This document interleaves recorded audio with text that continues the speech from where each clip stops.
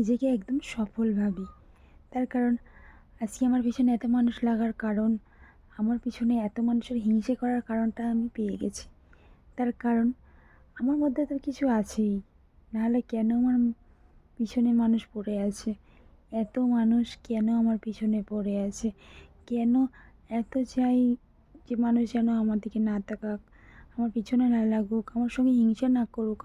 আমি মনে করতাম আমার মধ্যে কিছুই নেই, মানুষ কেন হিংসা করবে? এখন আমি মনে করি যে আজ আমি সফল, আজ সবাই আমাকে সম্মান করে, বাইরে বেরোলে সবাই আমাকে চিনতে পারে।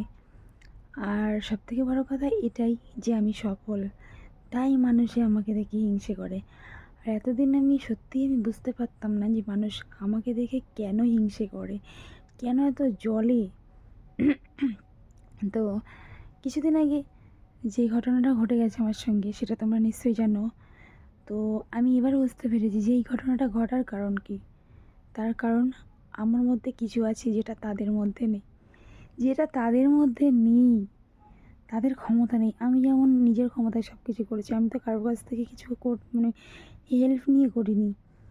এটাই আমার মনে হয়েছে যে তাদের ক্ষমতা নেই, তারা পারবে না, সেই কারণে আমাকে দেখে হিংসা করছি। এটাই হচ্ছে আসল কারণ।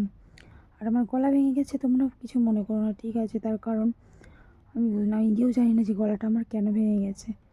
ঠিক আছে, আজকে জোরে জোরে চিল্লেছি, হেসেছি, এই কারণে হয়তো গলাটা ভেঙে গেছে।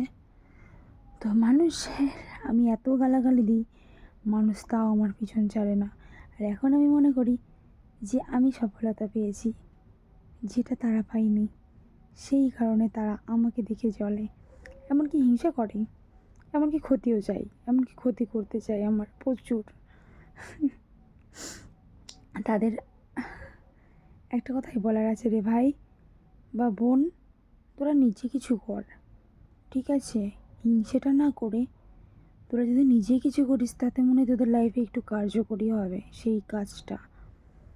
তার মধ্যে তোরাও সফলতা হতে পারবি। পরের উপরে হিংসে করে তোদের তো কোনো লাভ নেই।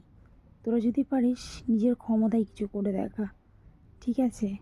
লোকের ওপরে হিংসে করে বা লোকের পিছনে পড়ে থেকে বা লোকের কাঠি করে তো কোনো লাভ নেই।